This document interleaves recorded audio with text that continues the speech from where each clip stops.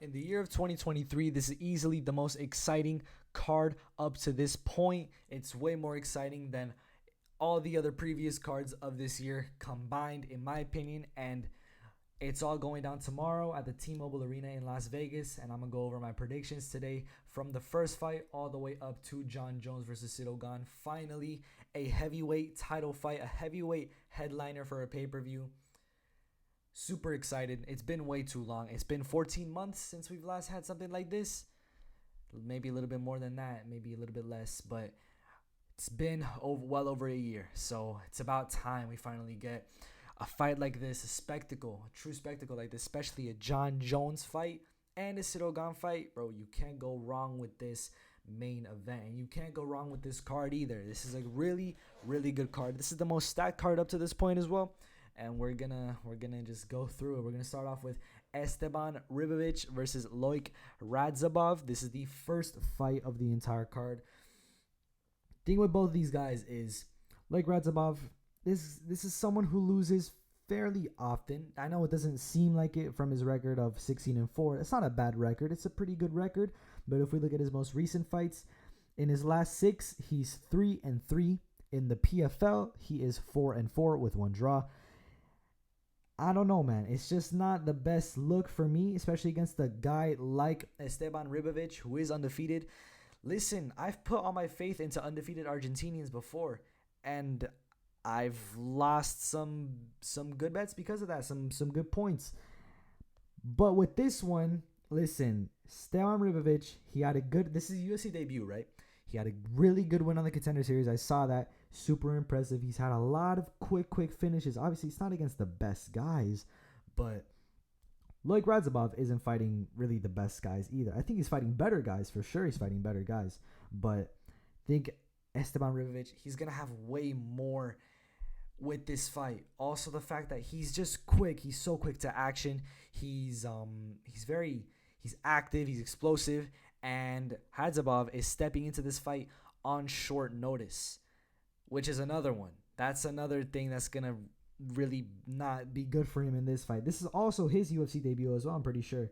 Yeah, his last fight was in Eagle FC over a year ago. So I don't know about that. The layoff is going to be a big factor as well, because Ribovic's last fight was in August for, the Contender Series. He's been training for this fight, Loik Radzhabov. He's had the layoff, and it's a short notice fight.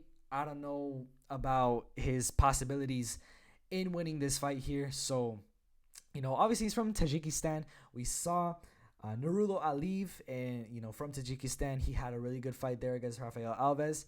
I think this fight will be different. I don't think Tajikistan will take home the win in this one. And, I'm going to have to go back up to my pick, but I'm pretty sure, yep, I had it perfectly in my head. I'm going to have to take Esteban. I'm going to have to take him by knockout in the first round. It's the first fight of the night.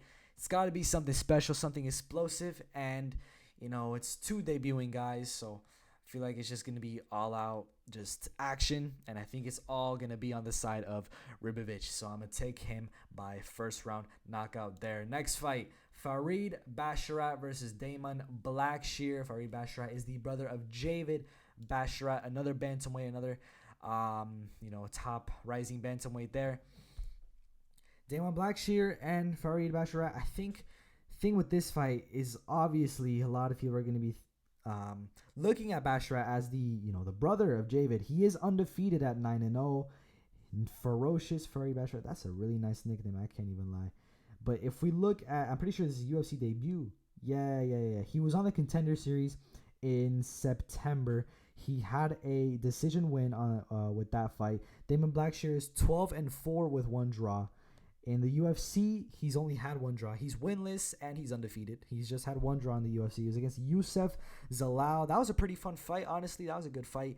But a guy like Youssef Zalal, who lost a lot of his fights before that and also got cut right after this fight, yeah, it's not a good look to take him to a draw. There were some points in that fight where Damon Blackshear was not looking very good, whether it was on the feet or I think it was mainly on the ground. He wasn't looking very good, but on the reversals, he did very well there. I'm looking at Youssef Zalal here. Yeah.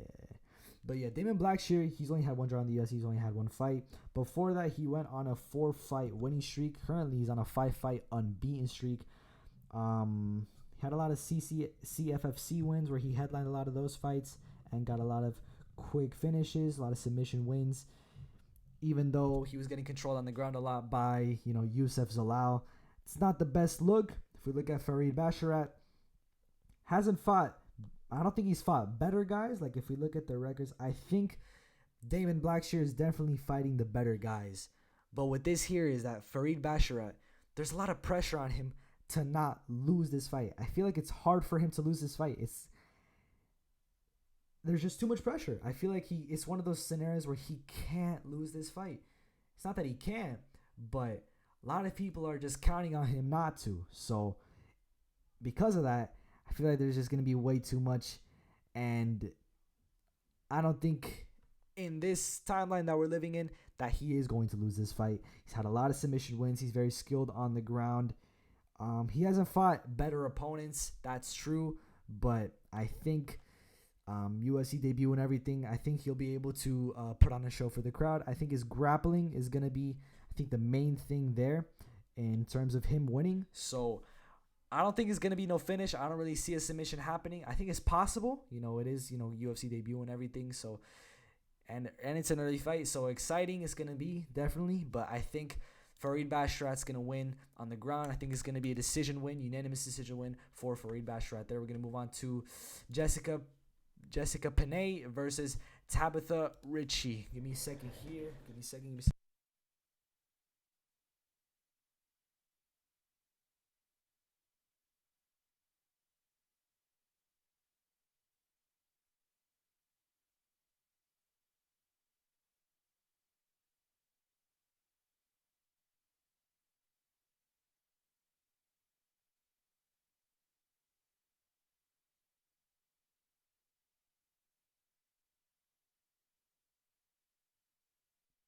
We back. So now, looking at both of these, hold up. If we look at the odds too, the odds are up, right? Yeah, Tabitha Ricci is a sizable favorite at minus 300. Jessica Penne is a plus 250 underdog. This is women's strawweight bout. And if we look at Jessica Penne first in the red corner, she's 3-4 in the UFC. And if that wasn't a good look, you should look at her topology. Them fighters that is just full of just canceled bouts. Like you'll see 3 in a row, 4 in a row cancel bouts. That's Jessica Penne. And there's a lot of cancel bouts, a lot of time off. Yeah, that was almost a year off from her second to last fight against Karolina Kowalkiewicz to her last fight back in July. That was a whole year layoff. She lost that fight by unanimous decision against Emily Ducote, who's currently ranked, I'm pretty sure. That was in the UFC on ABC New York card. Yeah, pretty sure I got that right. Tabitha Ricci, Baby Shark. She's 7-1. She's 2-1 in the UFC, so much better record. She's beating much better people as well. She also fought just much better people. Pretty sure she's fought Manon Fiorot for her first ever fight in the promotion. That's wild. Oh no, she hasn't fought the better people. Jessica Penne, she's fought Joanna Jędrzejczyk. She's fought Jessica Andrade, 2015 and 2016. She's also had an exhibition bout against Carla Esparza. She's fought the much better people. I think she's got definitely more experience. Her career extends all the way out to 2006. But if she's not winning these fights, she's not winning a lot of these most recent fights, especially against Emily Ducote. Tabitha Ricci is beating people like Pauliana Viana, Maria Oliveira. I think she has a much better chance to win this fight. She's got more credentials. I think she's got better wins right now. If I look back at Penne, she got the Carolina win. She got the Godinez win. I don't know, man. I think she did get that armbar win, but then again, that was 2021. That was way over a year ago. And Tabitha Ricci, she's getting wins now. Like she got 2 wins since Jessica Penne's last win. I think she's gonna be better. I think everywhere. I think she's better on the feet. I think on the ground it's gonna be. I'd lean towards Ricci. I think she's just been more active. I think she's just winning more. And I don't really see how she loses this fight. She is a pretty sizable favorite. I think just everything, like piling on top of each other. Tabitha Ricci, I don't really see how she could lose this fight. I don't see how it goes any way other than a decision. I don't really see a finish happening. It's possible, obviously. A finish is always possible, but I don't think that's what's gonna happen in this fight. And I've got Tabitha Ricci winning by unanimous decision for this fight. The next fight, I think it's the Cameron Saimon fight. So let me pull up both guys. Cameron Saimon versus Mana Martinez. Yeah, I got that right. Mana Martinez 10-3 in his professional. What am I saying? His professional career. Damn. Okay, let me pull up both these guys. Let me pull up the odds too. Cameron Saimon, sizable favorite, -305. Mana Martinez is an underdog at +255. If we look at him and his record in the UFC, he's 2-1. His only wins in the promotion have come by split decision. His only loss was against Ronnie Lawrence. It was back in UFC 271. It was a unanimous decision loss. All his fights in the UFC are decisions. Cameron Saimon, he made his debut in the UFC 282. That was back in December. It was a third-round knockout. That was a very exciting fight. That was a very fun fight. Before that, he was on the Contender Series in August of the year before. Or no, the same year. Now we're in 2023. That was 2022. It was against Steven Kozlow was his debut fight. He got a knockout in the third round. He's a very exciting fighter. He's good. I think he's really good on the feet. I think he's decent on the ground as well. Mana Martinez, I just don't really see how he could win this fight. His last knockout win was in May of 2021, which isn't very good there. He got a lot of finishes before that. He also got finished in 2020. He didn't fight a lot of good guys. When he fights better guys, it usually goes to a decision, and it goes to close decisions. Split decision wins and unanimous decision losses. It's not a good look for him there. Cameron Saimon, he finishes all his opponents except for one. Back in that was actually 2022. So he's finished all of his opponents. Damn, I am stuttering a lot. All of his opponents except for one. And Cameron Saimon, I think he's much better on the feet. I think on the ground he'll have more of an advantage, and I think the odds here are very valid. Where do I see this fight going? I think Cameron Saimon wins, but I'm really torn on when and no. I'm pretty sure I got a how. I think he gets a knockout. I'm not really sure when he'll get it. I'll say, it's an early prelim fight. I'll say Saimon takes it. I'll say he takes it by a later round knockout. I'm gonna say third round knockout, kind of like his last fight. Think second round is more likely, but Mana Martinez, he's used to going to those the distance. I think he'll get close, but I don't think Saimon will let him get to the finish line in terms of a decision. So I think Saimon will finish him right before, maybe a couple minutes before the decision is announced. And he won't let it go to a decision. I think it'll be a knockout in the third round. We're going to move on to the prelims now. Ian Machado Gary versus Keenan Song. The odds here are big. It's a big difference in odds here, man. And if we look at Ian Machado Gary, he is a sizable favorite in this fight. I think more than a sizable favorite. He's -730. You don't see that a lot. He's undefeated. He's 10-0. The future, Ian Gary, he's going up against Keenan Song. If we look at Keenan Song first, 4-2 in the UFC. His last fight was against Max Griffin. He was knocked out cold in that fight. Not a good fight to come off of. Yeah, his defense isn't very good. His strike, he's on the feet. It's not the best. He hasn't really beaten the best guys either. I mean, the guys that he's beaten, I didn't know they existed. I didn't even know they fought in the UFC.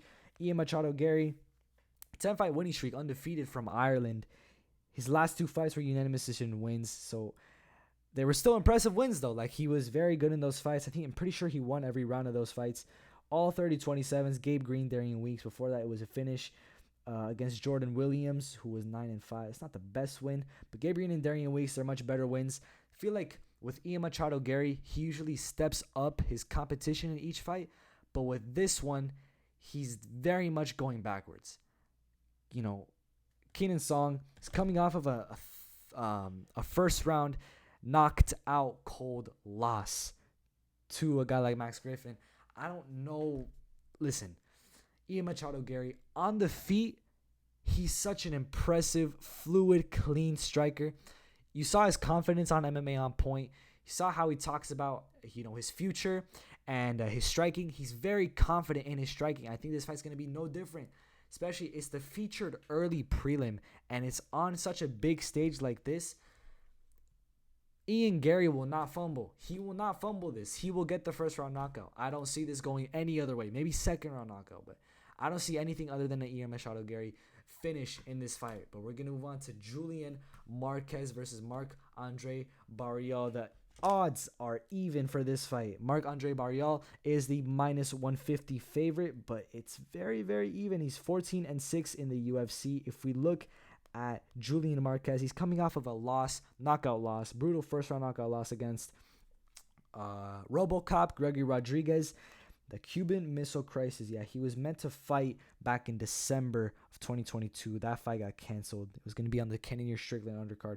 Before that, he got a submission win against Sam Alvey. That's Sam Alvey. I don't know. Take of that what you will. But yeah, he's 3-2 in the UFC. He's coming off a brutal first round knockout loss. I mean, that was a bad one. But Marc-Andre Barrial, if we look at him, he's coming off of a loss to Anthony Hernandez. Third round arm triangle choke. I think he's also coming off of a win back in 2022 against Jordan Wright, who was recently cut. So that's not the best look. He was also brutally knocked out by Chidi Njokuani in last year. That was last year, but it's still something to look at. His chin is not uncrackable. It could be cracked, and it could be cracked badly. Very, very badly. And he was out cold for that fight. Julian Marquez, he wasn't out cold for the Gregory Rodriguez fight, but he was dominated. We've seen both of these guys are very much not invincible. In fact, they're both kind of on the lower half of their divisions. They're not very high up in middleweight. So with this fight, I think it's just both guys trying to get a bit higher up. There's not a lot of stakes here. I don't think either guy's going to get cut after a loss necessarily, because they still got more wins than losses, and they're not on any sort of losing streak. So with this fight, the way I see it going, I think it's going to be a barn burner. I think it's going to be a super fun fight. I think it's going to be back and forth action, knockdowns. I don't think it's going to be fight of the night, but it's definitely going to be a contender for that, because it's just going to be back and forth action. I think it's going to be on the feet. On the ground, I think is where both these guys kind of lack. I think Barrial's better on the ground with the takedown defense, but he's not going to be needing it. It's going to be all striking, all on the feet. And when it comes to that, I think Julian Marquez, I think he's just going to find a way to find that finish. I'll say knockout in the second round. I don't think it goes to a decision. I wanted to say decision, but in all their UFC fights, both these guys, wins or losses, it's never gone to a decision. So I'm a stick with one of these guys by knockout for sure, but I'll say Julian Marquez. I'll go with the underdog here. We're going to move on to Viviana Haujo versus Amanda Ribas. The odds are even for this one as well, but the lower-ranked Ribas is the slight favorite at minus 120. Viviana Haujo is a plus 100 favorite here. Ribas, Amanda Ribas, she's 10-3. She is 5-2 in the UFC, coming off of a split decision loss against Katlyn Chookagian, which she won. I remember watching that fight. I vividly remember her winning, bro. She did not lose that fight, and that's the main thing that's giving me the confidence to give her the win for this one. Viviana Haujo, if it wasn't for Ribas' last fight, I would have given her the unanimous decision win. I would have. But with a Haujo, it's just... She lost to Katlyn Chookagian as well, but it was unanimous decision. It was not as close. She did not put up as much of a fight. And even though that was in 2021, if we look more recently, she's only had 2 fights since then. She's not the most active fighter. I don't think Ribas is either. No, she hasn't fought since May. They're both kind of inactive. They're both very inactive, actually. But when it comes down to who I think is better, I think Ribas is better. I think... on the feet, it's going to be pretty even. Haujo was doing well on the feet against Alexa Grasso, even though she lost all those rounds just by doing just slightly less. I think Ribas beating Katlyn Chookagian, because she did beat Katlyn Chookagian. She did. I think beating Katlyn Chookagian is just enough for me. That's all I need to see. That's really all I need to see. Amanda Ribas by unanimous decision. I'd bet my house on it. But we're going to move on to Derek Brunson versus Dricus du Plessis. The fact that this fight is so low down tells you how good this card is. that really should tell you how good the card is. But Derek Brunson, the one against still knocks Dricus Du Plessis. Dricus Du Plessis is coming off against a win. Is coming off of a win against Darren Till. I need to speak a bit slower. Oh, against Darren Till. Darren Till didn't look the best in that fight. Dricus kind of dominated, but he did lose the second round, which is something to look at. If we look at Derek Brunson, he hasn't fought in over a year. His last fight was Jared Cannonier. He got knocked out. It wasn't cold, but he was very dazed. In that second round, I don't know what it was. In the first round, he looked very nice. I think he gassed maybe. He probably gassed, but in the second round, his striking was awful. It was slow. It was just not good. Cannonier was just waiting to counter. And then when he did, he ended up getting the knockout. So I think with Dricus Du Plessis, he gasses out. He does gas out. We saw it in the Darren Till fight, but that was after, 60 significant strikes landed, 60 total strikes landed, so much control time, the takedowns, everything, a 10-8 round. He gassed after that round, lost the second round, but still was able to come back in the third round. And his striking was still able to look okay. He still wasn't getting rocked by no shots. His striking was not as slow as Derek Brunson's. I don't know what it was about Derek Brunson that second round. It's just keeping me very worrisome. I would have put the bet on Derek Brunson, but his last performance, the layoff, the injury, he was meant to fight in Orlando for December. He had to pull out of that fight due to an injury, and I don't know. I just don't have a lot of faith in Derek Brunson in this one. I don't think the chin is gonna hold up very well either. I think if he gasses, that's it. I think if Derek Brunson wins the first round and wins it fairly dominantly, I think Dricus Du Plessis just wins the fight after that. I think for this fight, I think Du Plessis takes it. I don't really see. Here's the thing, I didn't think Du Plessis was gonna get this high up in the rankings.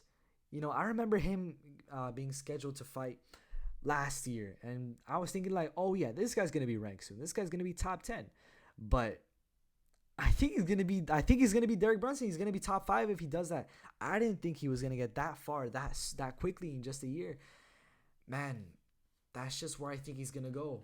And if we look at the odds, I didn't even look at the odds. He's a sizable favorite at minus 225. Dricus is the pick. I don't see how Derek Brunson can. I think it's just the ground game. If he gets enough control time, if he just lays on Dricus and just avoids shots well, doesn't gas, and just manages to do well on the feet, just somewhat well on the feet. If he does all that, he'll be able to win. But I think Dricus Du Plessis knockout late round, late. It's gonna be third round or maybe even second round, but nah. I'll say third round. Just a bit of figuring out. It's gonna be a bit slow maybe at the start, but Derek Brunson, I think the chin won't hold up. I think we might see a bit of a downfall for Derek Brunson. I don't know if he's gonna come back after a while after this fight. Maybe. I hope he does. Even win or loss. I think he'll be a bit more active after this fight. But Cody Garbrandt versus Trevin Jones for the damn. I really can't speak today. Featured prelim, bro. Cody Garbrandt. This guy was meant to be on the main card, but Jeff Neal versus Shavkat Rakhmonov moved in after a rescheduling.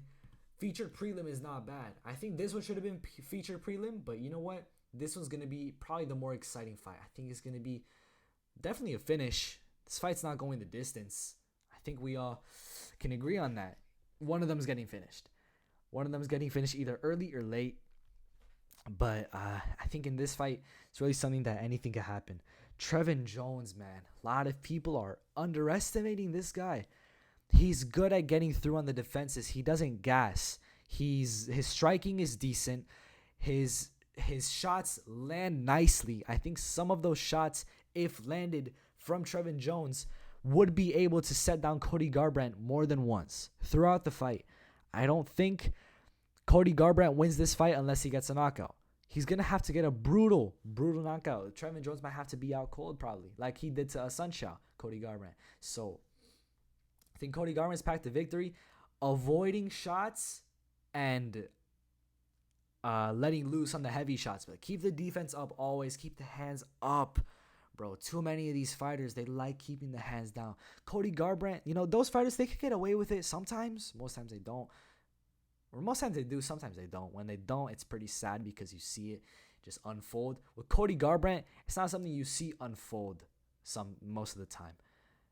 Or no, most of the time it is something you see unfold, but then there's no turning back, is what I mean. He's got to keep the hands up. It's no question for Cody Garbrandt. Keep the hands up. Keep the defense well. Protect the chin. We've seen him doing the chin workouts, keeping the chin down, keeping the neck, in shape. He's got a thick neck. He's got thick traps. I think he's working on his chin, his defense for this fight. That's what he's going to need. But Trevin Jones, he could get in through the defenses. He's good at doing that. He was getting through the defenses of guys like David Basharat, who are arguably better than Cody Garbrandt right now. Some fans would say that. And even though he is the underdog, I think a lot of people heavily underestimate him. Sure, he's winless in the UFC, but he has fought better guys at bantamweight. He's not fought randoms. He's fought guys that are still in the roster. Or has he? Hold up. Maybe I've got that wrong. Let me check his Tapology for my phone. Let me check. Let me just make sure.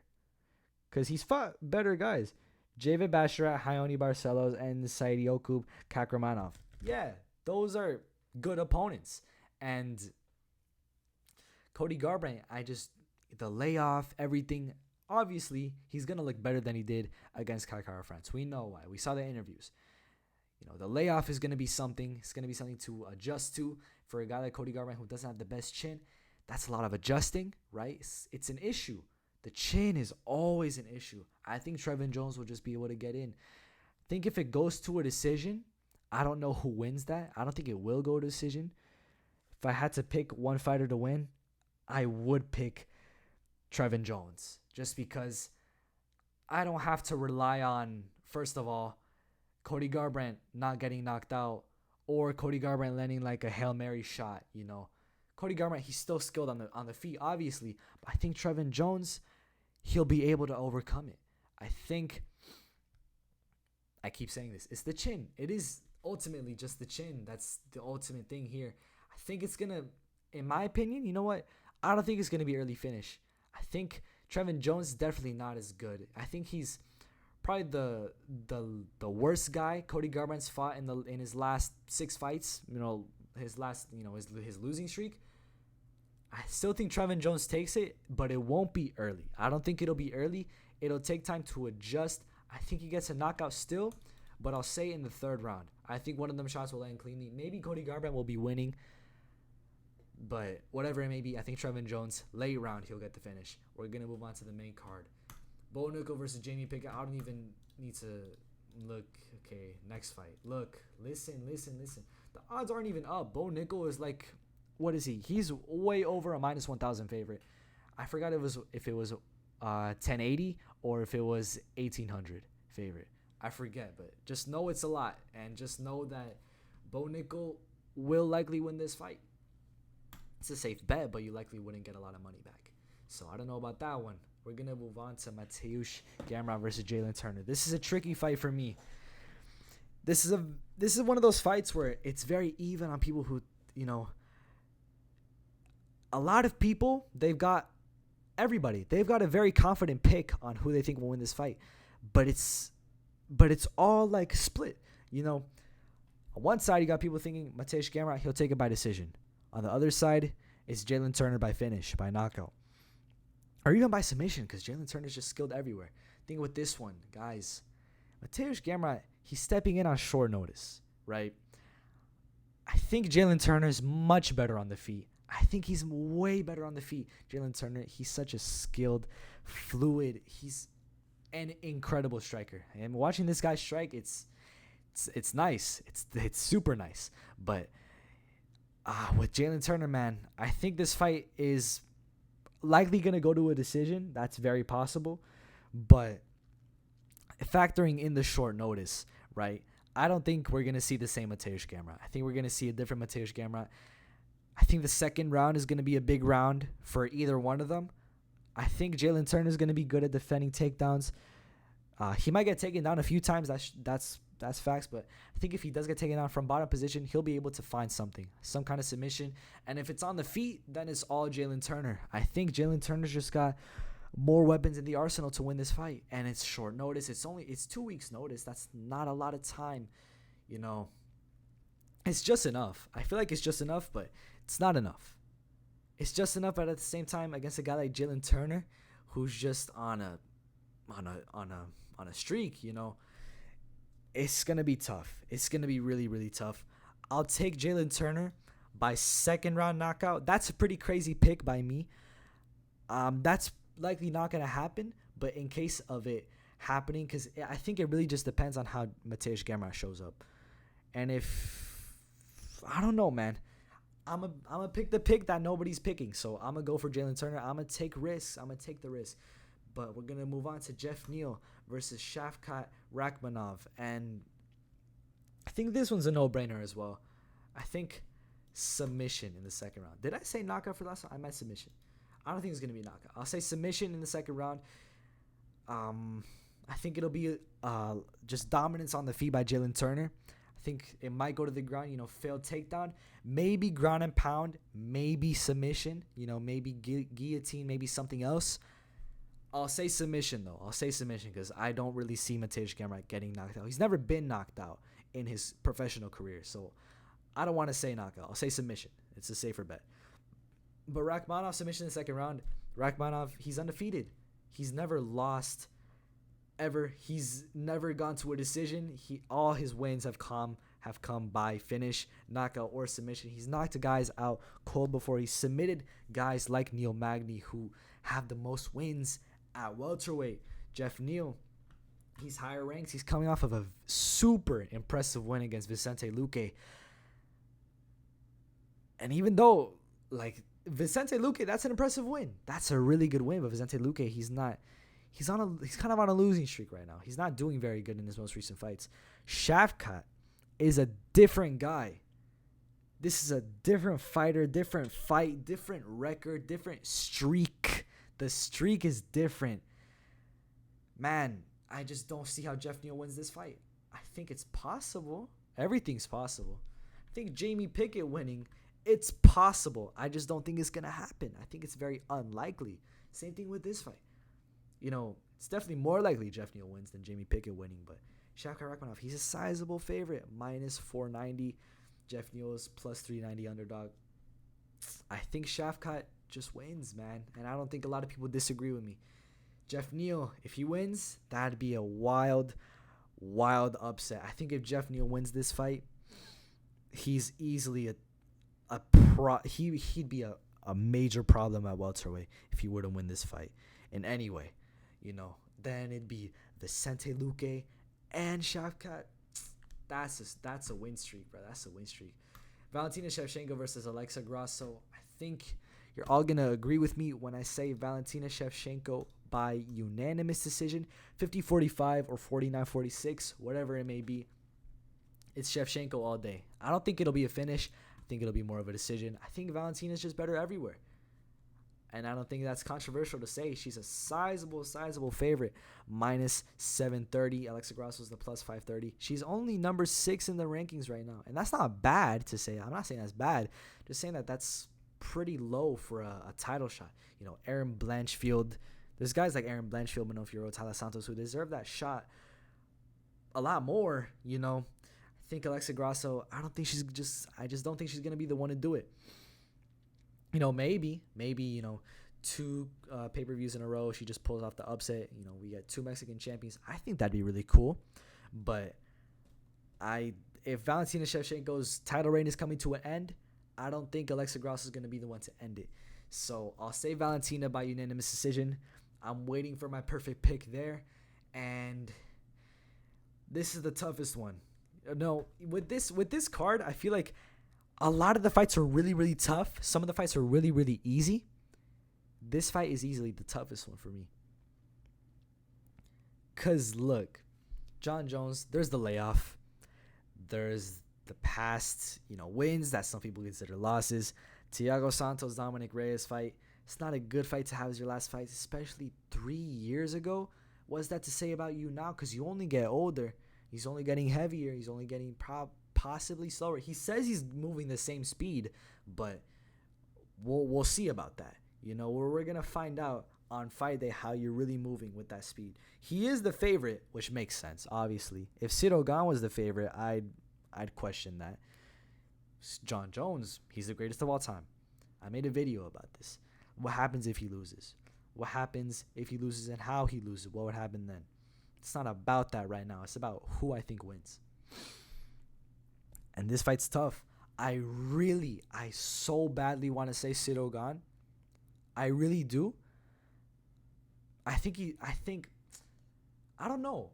There's not enough to tell. The layoff is too much. Ciryl Gane is so skilled on the feet. He's got nothing on the ground. He's got little to nothing on the ground.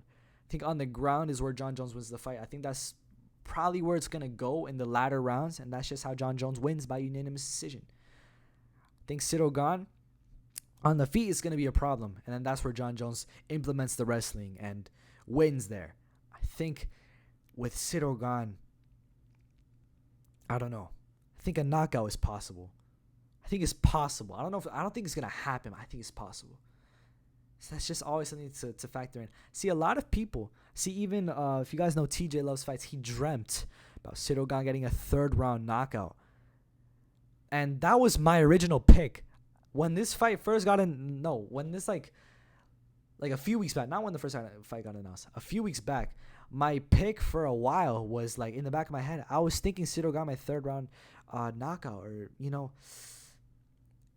and I saw TJ Loves Fight. I'm seeing a lot of people also put in Ciryl Gane third round. I feel like it's a sign, but I don't know. John Jones is the GOAT. I don't see John Jones losing this fight. That's a lie. I see possibilities where he could lose, but I don't see it happening. You can see guys losing the fights, but you don't see it necessarily happening when the time comes. Like with John Jones,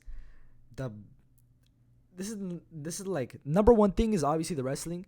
The second thing people are talking about is the mindset. The mindset is much different. John Jones is way more locked in by the looks of it. He's more dedicated. He wants it more. Everything about it, it's just John Jones looking more likely to win based off of mindset. He has to retain that top greatest of all time number one spot. Ciryl Gane, he doesn't have much to lose in this fight. Even if he loses the fight, he keeps his number one spot at heavyweight. He stays the number one contender. He still stays the best fighter to ever come out of the country of France, right? He's still a monster. He'll still likely beat most guys below him at heavyweight. And he's got less to lose. With John Jones, he has everything to lose. And that's why I just have to put, where is it? Oh, here it is. My bad. John Jones by decision. I just think that's the pick. John Jones by decision. Ciryl Gane by decision isn't a bad one either. I'm going to come back to this, right? My review that's going to come out. I'm going to try to make them earlier. I'm going to say Monday, maybe Sunday. But if I come back and Ciryl Gane got a third round knockout, I'm going to be pissed. I'm going to be so pissed, bro, because that was my initial pick. It's really just me tied between John Jones' decision and Ciryl Gane knockout. It's just like everything is pointing me to just say that. And you know what? I'm not going to go for it. And if, let's say, Ciryl Gane does get the third round knockout, bro, I don't know what I'm going to say about that. But I'll definitely start rethinking some things just in my life in general. Maybe my martial arts, my mixed martial arts knowledge even. But guys, that's it. Those are my picks. This video was hella long, a lot of rambling, a lot of interruptions there. My phone is low on battery and shit, and I had to go back and forth through the topologies. Usually I got notes and things I remember in my head, right, about all the fighters, or most of the fighters. But with this one, I had less time to make picks, so the picks are not as good as, let's say, last week's picks. Last week's picks were fire. But you know, I gave him my best, and we'll see how these picks go. If Ciryl Gane gets a knockout in the third round, uh, uh, man, I don't know, man. I'll make a video about it. How about that? I'll make a video about it. My immediate thoughts, you're not gonna see my immediate thoughts because I will be somewhere for this fight. So you're not gonna see like immediate thoughts immediately after. You'll see like maybe 30 minutes after thoughts. So there you go. 40 minutes long already for this prediction. It's gone on way too long. If you made it this far, thank you very much. I appreciate you.